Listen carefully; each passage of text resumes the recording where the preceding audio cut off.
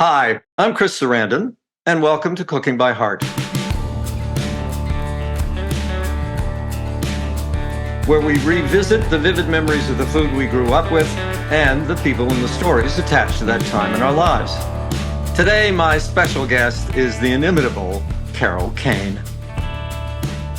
Carol starred in films such as Hester Street, for which she received an Academy Award nomination for Best Actress, Dog Day Afternoon, one of my favorites, Annie Hall, The Princess Bride, another of my favorites, and Scrooged, among many, many, many other films that she's been in. She's also appeared on television in the series Taxi, for which she won 2 Emmy Awards.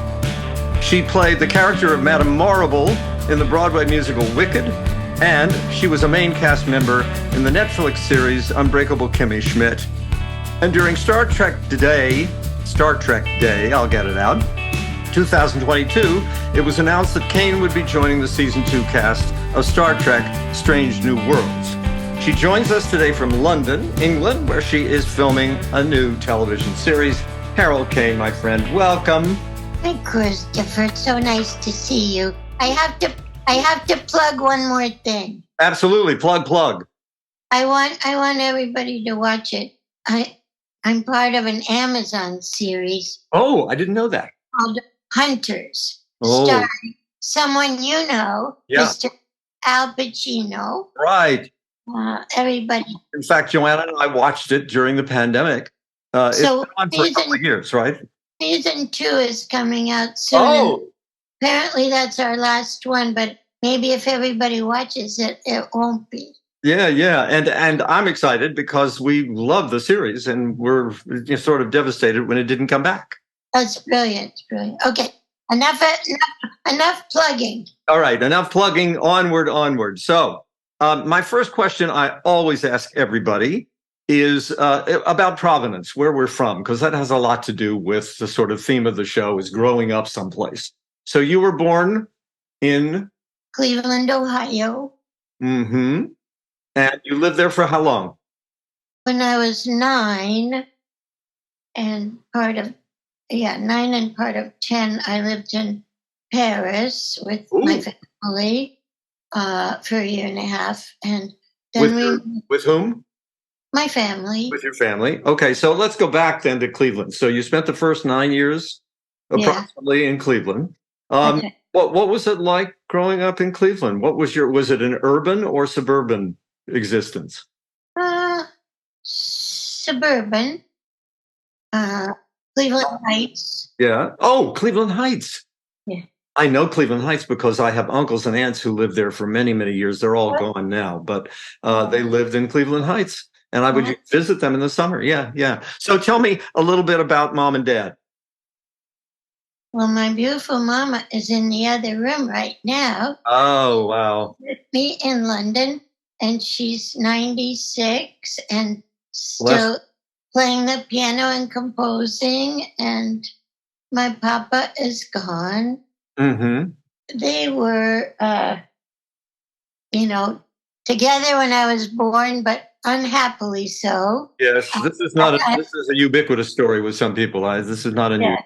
Yeah. And I am the second of 2 girls. Mm-hmm. My sister Nina is a year and 10 days older than me. Mm-hmm. She's a realtor. And speaking of food, she's a foodie. And an excellent cook. Which has not rubbed off on me at all. Now, did mom or dad cook when you were growing up? My father loved to cook. Mm-hmm.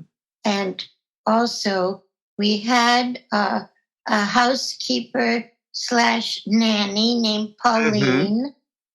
And Pauline was an excellent cook and used to make strudel from scratch and all kinds of great things. And my mom wasn't much of a cook, although they both made, creamed tuna. If you can imagine how healthy that was. Yeah. Like milk and butter and cream and tuna. Right. But another ubiquitous dish back in that time period. Right? Okay. Yeah. And my daddy, he liked to cook, and he would cook for holidays, and he cooked matzo brie. which I love to this day. Yeah. So now the traditions, at least as far as cooking were concerned, were sort of general American, but mixed with Jewish food. Yeah, but we were not religious. Mm-hmm.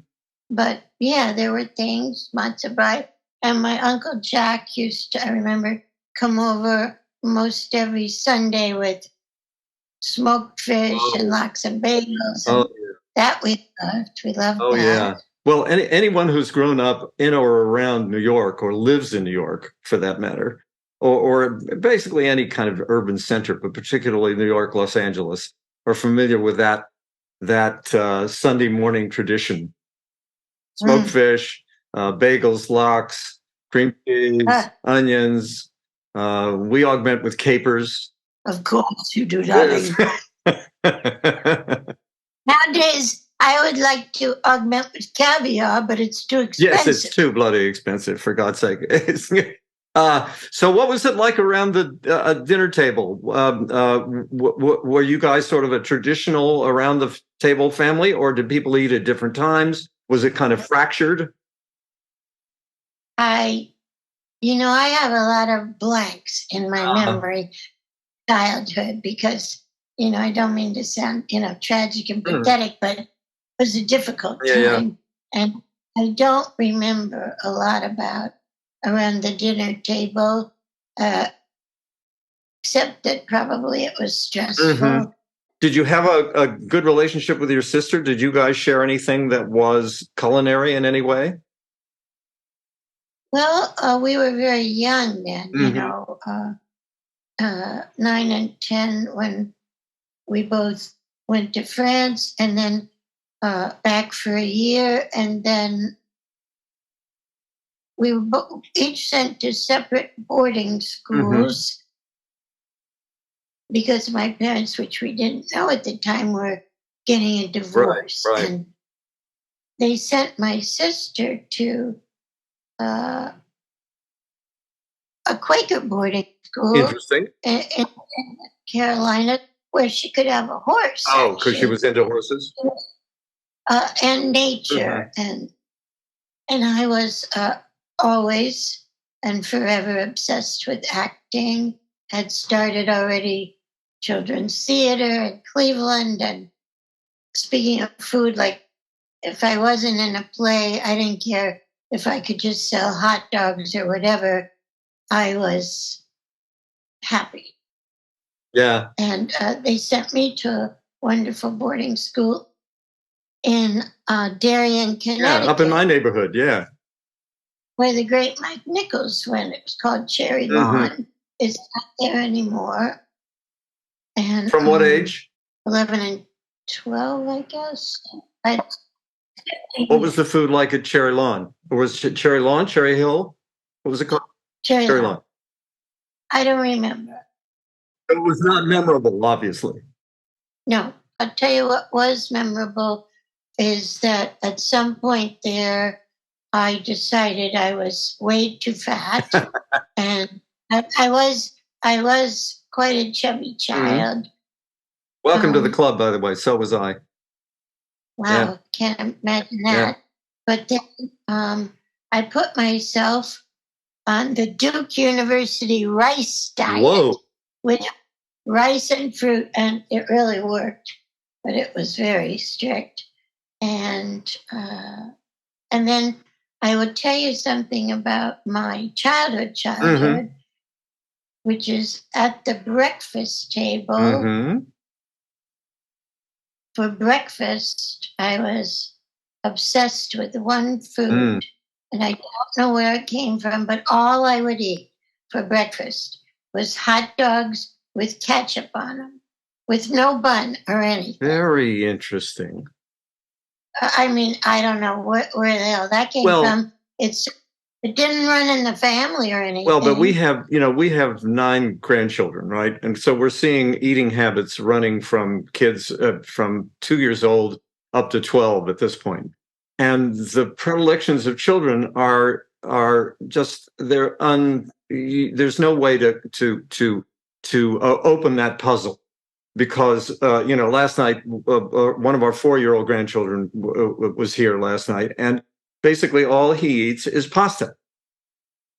He will eat sort of smidgens of other things if he's rewarded, etc. But his main dish is pasta, and then he has breakout times where he'll eat just about anything. So that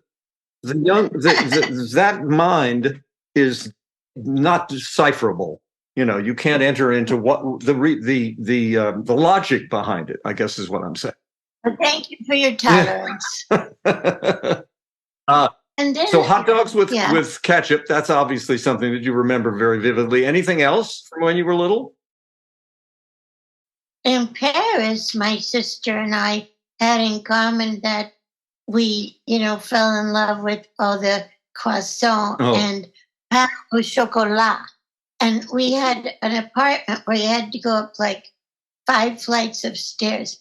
And we would go and buy the bread and the pain au chocolat and stuff like that. And they would sit down on the first landing and eat all the good stuff.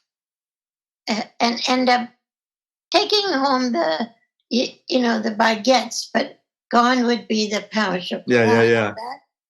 Had that in common. And I think we ate well in Paris. My father was an architect and working in underdeveloped countries and away a lot. And my mom moved to New York. And after boarding school, I moved in to be with her and went to professional children's school on the Upper West Side, right, where I still live near there. And that was during the Vietnam War. And for the young people who don't remember, at that time during the war, they didn't just show statistics of the deaths. I remember. They actually showed footage of, and that was, anyway, that I became a vegetarian then. And that was kind of a big left turn because our family ate roast beef and potatoes and what you ate then. And I became a vegetarian from 14 to like 30 something totally. And then I was back in France visiting my mom who had moved there by that time.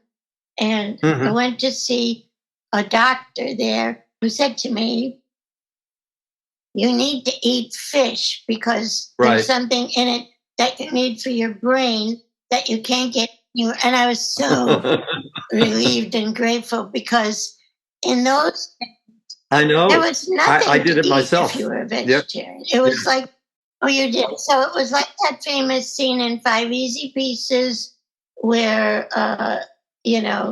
Jack is ordering the BLT, hold the toast, and bring me the bacon or something. Anyway, so you couldn't get anything. So I was so secretly relieved when he said I had to eat fish because that opened up a whole world. Because I remember we were doing a lot of combining of foods that had amino acids that complemented each other. So, for instance, rice and beans make complete protein. Right. Beans and various other dishes, which is one of the reasons, I guess, why in many underdeveloped countries their diet is still relatively good because they get complete protein, even though it's vegetable, plant-based. But at the same time, you were also relegated to a lot of cheese and a lot of eggs, right? Yeah, which is not strictly vegetarian because cheese and ice cream, one became shocked to realize, has rennet in it, which comes from the intestines of cows, unless it's manufactured rennet. Right. But anyway, that's enough of that. Yeah. So you're in. Let me go back to boarding school just for a moment. And were there any times when you were able to eat out, Or when you were in Cleveland, for instance, did you guys go out to eat at all? I think we did once in a. Oh, you know where we went? Okay, we went to Bob's Big Boy. Oh, and we had yes. incredible burgers with the secret sauce. Oh, yes. But what we did not get French fries, which has left me with a lifelong obsession with French fries, which I try not to indulge because they're so fattening. But we sort of missed those. And Bob's Burgers, that was heaven. Oh, I remember Big Boy vividly, and the big statue that was out front of the restaurant. Whoa! Yeah, yeah. And then we belonged to a country club called the Oakwood Country Club, which was a country club that accepted Jews, or maybe it was all Jews. I can't remember. Right.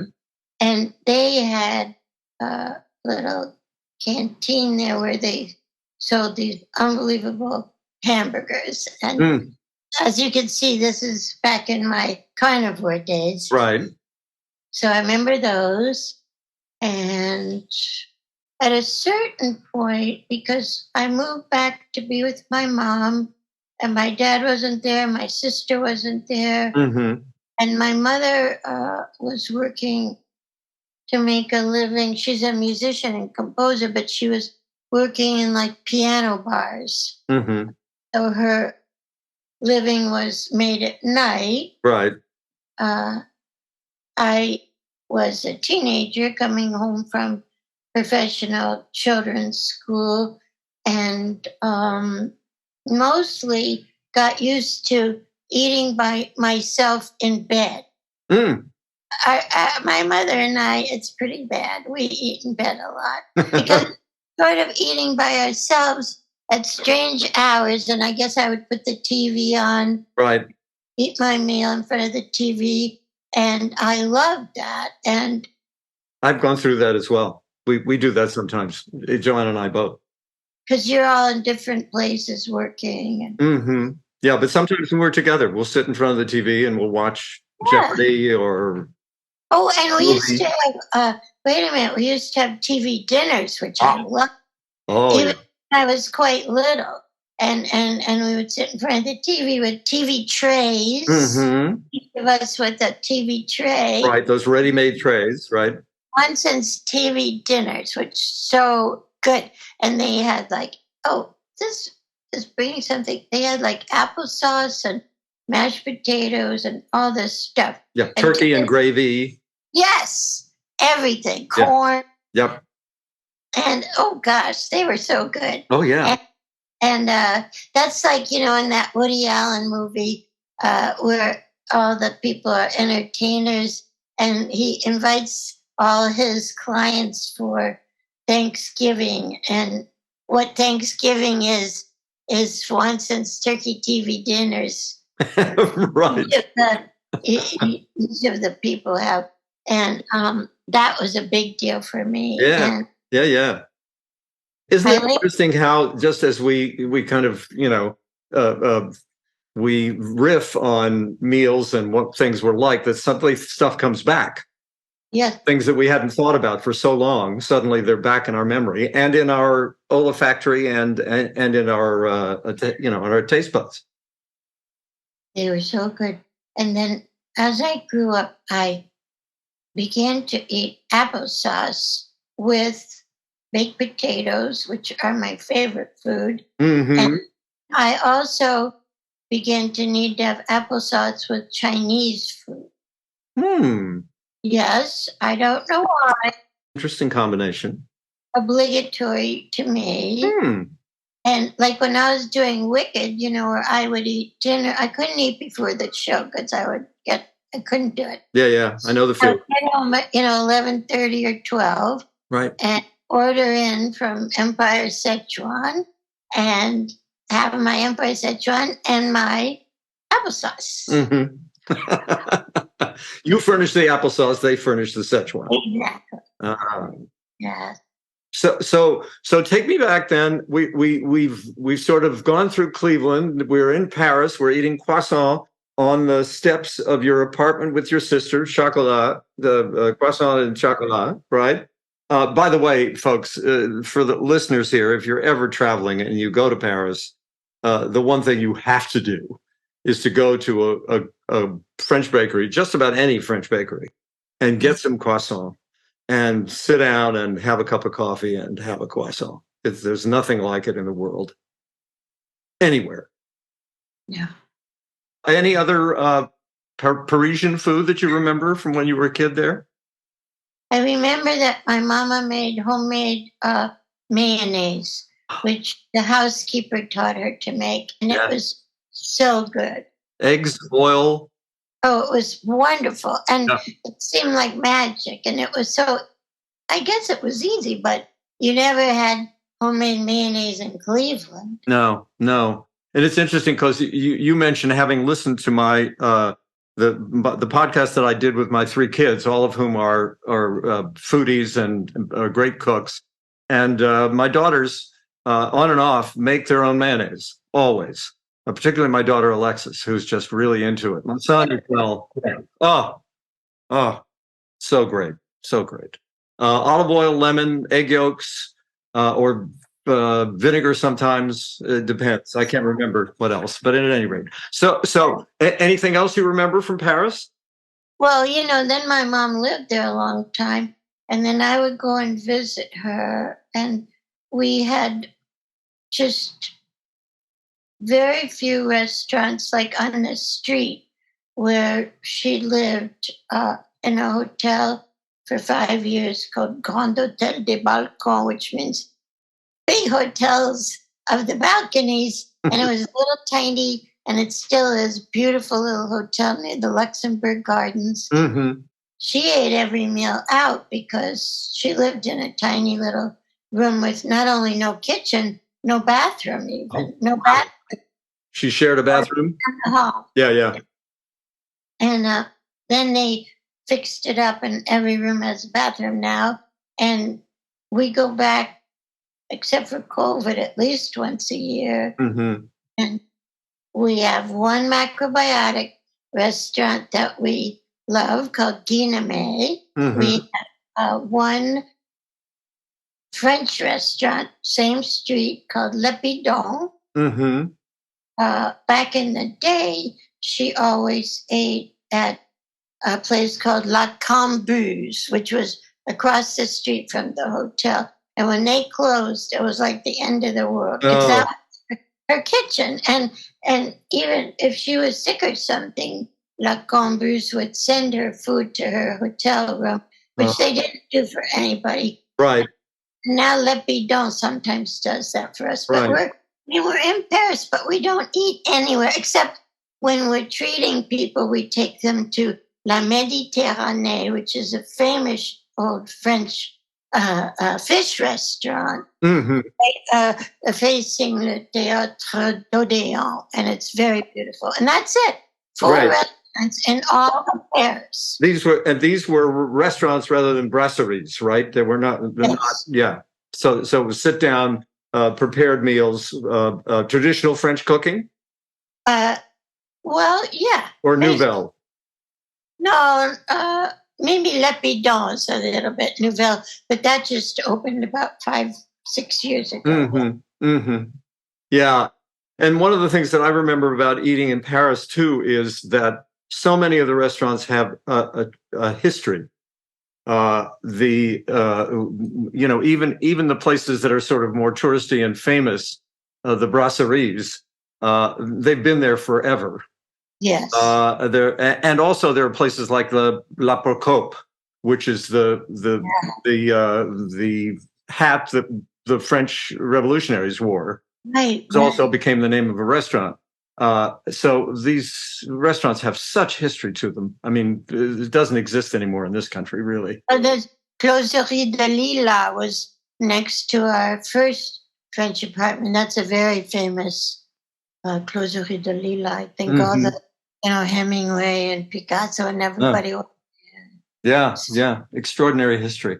So now you're back in the United States. And you are in the school, and nothing terribly thrilling in as far as the culinary world there. So then you move into New York City with your mom, and you're going to professional children's school. From the time you're how old?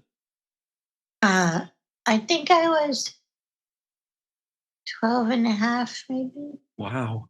And what was your first professional experience as a professional child actor? I mean, I started doing what I considered very professional acting when I was like 6. Because, in Cleveland, there was an extraordinary man named Jerry Leonard who founded the Cleveland Heights Youth Theater and was very strict with us. Either you took it seriously and became 6-year-old professionals, right, or he wasn't having anything to do with you. And so I love that you see it as being essentially the beginning of your professional career. Because he was just that strict. Yeah. If you were playing around, he didn't have time for you. Right. This is your job. Yeah. Yeah. You need to take it seriously. I joined both the unions when I was 14, SAG and Equity. And as a result of work? Yeah. My first professional, well, I did a lot of extra work when I was 14. Mm-hmm. And then when I was like 16, I got cast in Carnal Knowledge through Vic Ramos, who used to cast extras. Yep. And then he became Matt Dillon's manager, and Mike Nichols was looking for this character, and they were already shooting Carnal Knowledge in Vancouver. And Vic told Juliet Taylor and Marion Dougherty, I think I have the girl for you, through extra work. He remembered me and told Juliet, and they sent me up to Vancouver, telling me that if I didn't get it, I'd be back the next day. And if I got it, I'd be staying 3 weeks. Whoa. And my mother said to the producer, if my daughter's going to go through that, you have to fly her first class. Wow. Good for mom. What about stage? My first professional stage job was on tour with Tammy Grimes in the prime of Miss Jean Brodie. Right. I remember that play when it was on Broadway. I didn't see it, but I remember. Who was it? Zoe Caldwell was the. Yeah. I auditioned for that production, I think 13 times, and didn't get it. Wow. Because there was a dispute between the writer, J. Preston Allen, and the director. She wanted me and he didn't. So anyway, then I went on tour with it. Oh, wow. You know, and for our listeners, this is not an unusual experience for an actor. As Carol describes it, auditioning 13 times for a show or a movie and then not getting. It almost killed me. Oh, yeah. It can be devastating. You know, particularly if you've gone through that process so many times and your hopes are up and then they're down and then they're up and then they're down. It can be devastating, but it's a testament to your resilience that you made it through, and not only made it through, but then went on to this extraordinary, illustrious career. So we have a couple of movies in common. And interestingly, with both those movies, we didn't work together. Isn't that weird? Yeah, Dog Day Afternoon. They're both such great movies. We're both privileged to be. Very lucky. Oh, so lucky. Let's talk a little bit about your experience with Dog Day Afternoon. And for those of you in the audience who are a little younger and don't know the movie, the movie's called Dog Day Afternoon, and it's based upon some real events that occurred in New York City in the 1970s. Very bizarre, very interesting, a bank robbery, a hostage situation. And by the way, it has modern parallels in terms of the LGBT community, et cetera, et cetera. So talk a little bit about your experience. Christopher played Al Pacino's wife. Yeah. Who was in the middle of transitioning from a male to a female, which was an unheard of character. It was very, very daring in that regard, in that time. Absolutely genius in it. Yeah. A great script. A great script, a great director. Sidney Lumet. And what was you because you spent a lot of your time, you were a worker in the bank, that was your character, and a lot of time. I had already done Hester Street, I believe. Right. But I wanted so badly to work with Al, who I'd done some theater with. And my friend Clifford Capone, who did wardrobe on it and also made a shirt for Al overnight, made a shirt that he wore. And he was working on it. Al was working on it, and I just wanted to be part of it. Yeah, yeah. I had a bank teller role. It wasn't large, but I loved it. And because there was an ensemble. There was a real sense of that group being a community. And then Al did this incredible ad lib when he first came in the bank, and actually. Gary Springer, who was John Springer, the famous and beloved publicist, Gary Springer, his son, played the bank robber who chickened out right at the beginning.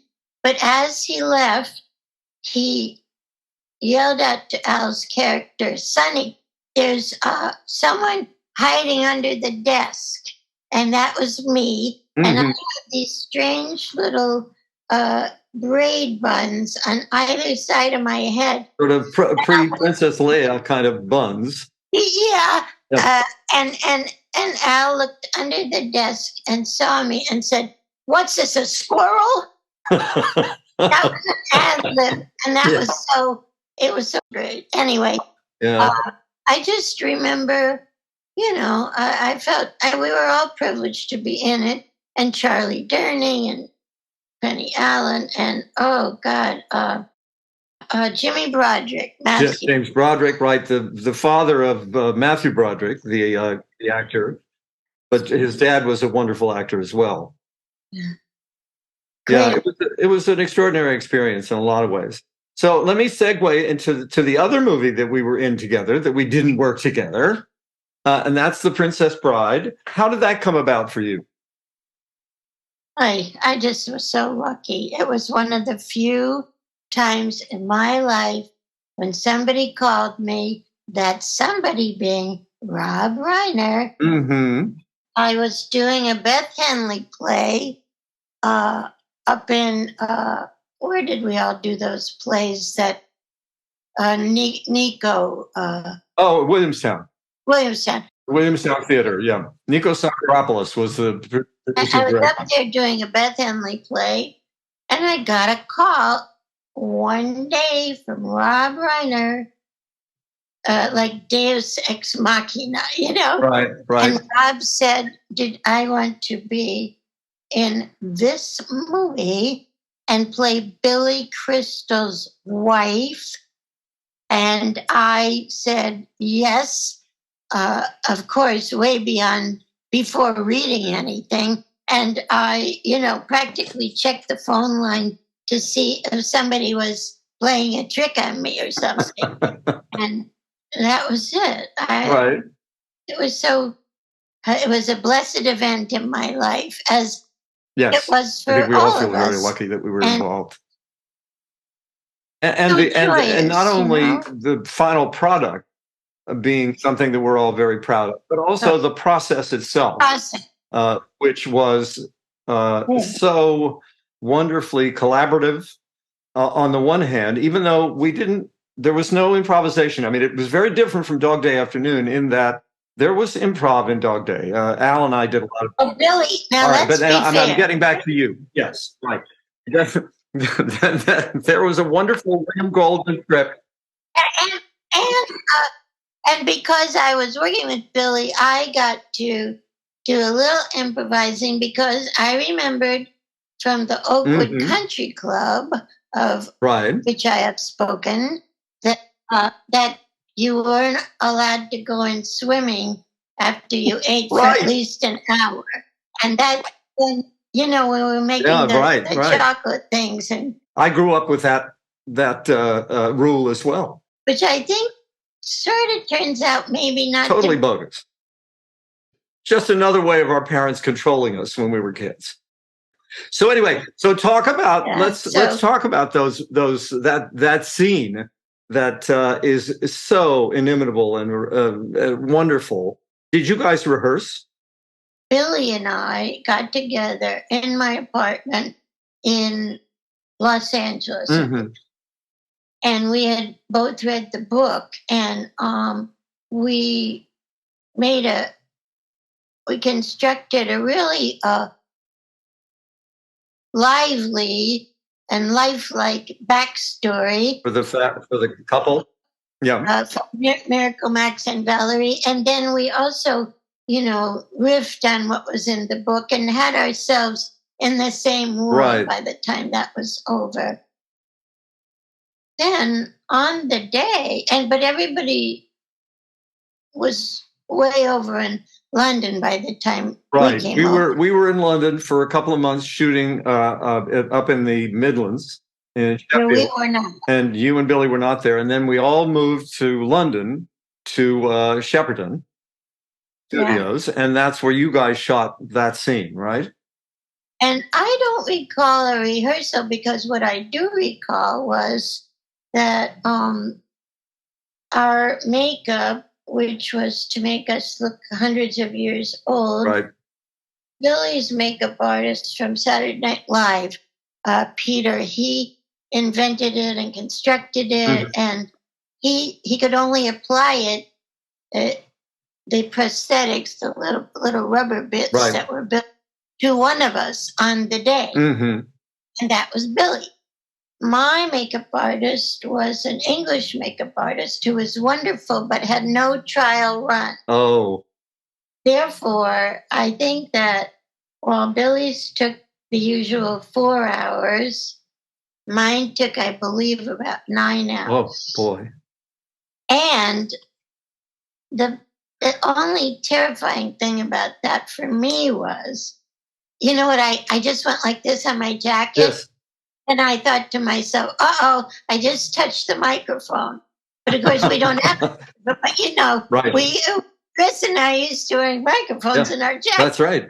But in any case, what was terrifying for me about that is that the scene had started and everybody, Mandy and Carrie and Billy. Right. Mandy Batavia and Carrie Elwes, Billy Crystal. Yeah. They were all working together, and I was not even on the floor. You were still in makeup. And I got so terrified and intimidated that I wouldn't be able to live up what had started to happen chemistry-wise when I hit the floor. And as I see it, I still don't feel I did live up to it. You were delightful in that movie. So wonderful. I assure you. And will, as will millions of other people who watch the movie and particularly watch that scene, will attest that the Valerie Max relationship is, first of all, the work that you guys did beforehand paid off, because there was a sense that you were. We had a background, and we had no tolerance for each other's bullshit. Yeah. Now good. Now, I mean, in our hundreds of years of being married. Yes, right. and also the stories of what transpired and the actual shooting. Carrie always talks about this, of having to lie there and endure this sort of craziness that was going on around him. That shows what you know. He's only mostly dead. and then Mandy, famously, Mandy broke a rib. A few other teenage things I want to insert. Sure. Is that I remember back in the day, because she was working, I was working, and I wasn't working, I was going to school and then working. We depended on things like frozen wonton soup. Mm-hmm. Believe it, there was a lovely frozen wonton that you could get, and that my mother had a specialty salad, which we were in love with, and all our friends were in love with, that we would never eat now because here's what it consisted of. Right. A large head of iceberg lettuce, Right. which we now know is so unhealthy. Well, it's devoid of any kind of nutrient. But it also apparently turns to like mush in your stomach or something. Oh, okay. And not only that, it had all over it tons of wheat germ and oil and vinegar. And it was so delicious, but it was a fattening salad. Yes. Not quite as fattening as the infamous Jell-O salads of yore, but it was, and it had no nutrition, but we were in love with it. And the frozen wonton was always in the fridge. Not to mention the Sara Lee coffee cake. Oh yes, for a nice healthy breakfast. Right. Sugar mixed with sugar, topped with sugar, with cholesterol added in somewhere in there as well. Yeah. Good. Great. So did you have, I get this question all the time, and I'm interested to know if you feel the same way. Did you have a feeling when you were working on The Princess Bride that it was going to have such an extraordinary afterlife and was going to become such a kind of cultural phenomenon? I don't think anybody could have known that. I did know that it was a stupendous, gorgeous, brilliant fairy tale. Yeah. And I, as you might have guessed, since I'm also in Scrooge and a whole bunch of other things where I've played fairy tale characters, I, from my children's theater, which if you weren't working or selling hot dogs, you were sewing sequins on costumes. So you were working backstage as well. Oh, yes. And I also operated Tinkerbell from the Flies, which is a slide projector. But I fell in love with the sequins and the glitter back in those days. And I guess I never got over it because then I liked to play fairy tale characters. So for me to be in The Princess Bride, even though I played an ancient crone, it was magical from the moment Rob called. Mm-hmm. But I don't think any of us could have pictured that it would be so legendary. We're so lucky. Yeah. Did you picture that it would be this legendary? I have the same experience that you did. And that is that, first of all, I fell in love with the book way before we actually shot the movie, many years before, when Robert Redford owned it, when he owned the project, but couldn't get it done.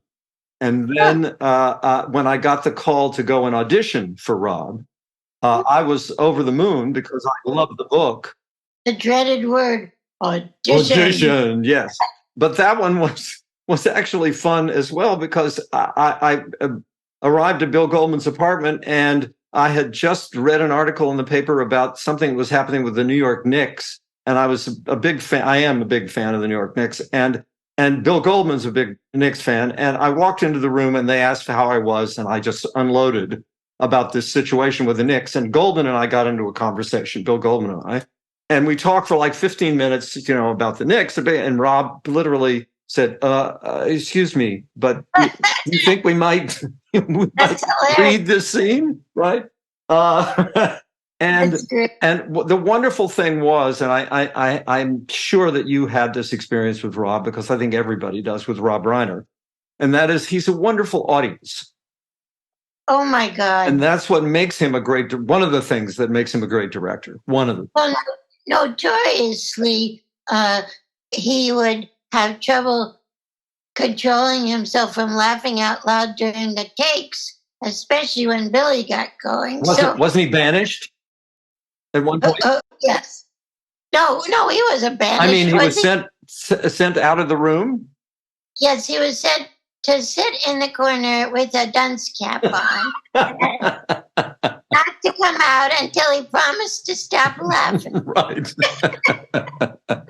Well, we won't go on too much more about The Princess Bride, Okay. other than I'm sure there are people listening who are fans of the movie, and just know that our experience, and I'll speak for Carol, but she can speak for herself, was really it was an extraordinary experience. It was a wonderful way of working, and we're very lucky to have been associated with it, I think. Oh, look. Yeah. So what's the television show, the TV series you're working on now? Oh, this is By the funny. way, The name of it, which I hadn't thought of till this very second. yes. Dinner with the Parents. Ooh. That's the name. Ooh. Dinner with the Parents. Now, are you an American in an English cast? Yes, here's the thing. This was a big hit series in Britain Mm-hmm. with the all English cast and writer and director and producer. And then they decided, went on for 9 seasons. Oh. Decided to do the American version, and for some reason appears that it's cheaper to shoot the America version in London, even though they had to bring over the entire cast and put us up and all this. Wow. Apparently there's a big tax bonus, Right. and we're shooting in London. And actually we're shooting an hour and 15 minutes away from London, which is not, is the word for that. Right. But I have an incredible English driver named Alan, who put together a 50s, 60s, and 70s mixtape for me, which has made my voyage back and forth. I should think. I'm over 2 hours a day. Let's conclude this wonderful conversation with a question that I always ask everybody who's on the podcast.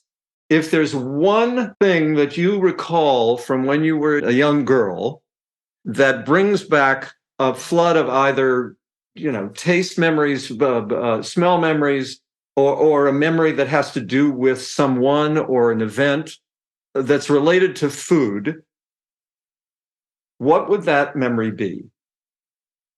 I can't say one. Every one I have is kind of strange. It evokes time with my mama, my sister, or my dad, but not together. And for instance, my dad was architect in underdeveloped countries, and I went to visit him in one of the many incredibly hot, sunny countries, which I had trouble with being fair this time. And that country I was obsessed with. I would eat nothing else but watermelon and mashed potatoes. That's a very, very interesting combination. As opposed to hot dogs and ketchup, as opposed to chocolat on the steps. And so these all evoke times of family love, even though they were not around the family being together. This is, Carol, a perfect way to conclude our extraordinarily wonderful, entertaining, lovely conversation. I can't thank you enough. I love you. And love you, the beautiful Joanna. Yes, speaking of my wife, Joanna Gleason, the extraordinarily talented and remarkable woman that I'm married to. So Carol Kane, thank you for being with us at Cooking by Heart. I'm looking forward to listening to this and watching it again, because it's been I'm looking forward to our 3rd movie together. Okay, all right. We got to do number 3, and we have to be in a scene together. That would be about time. Okay, all right. Love you.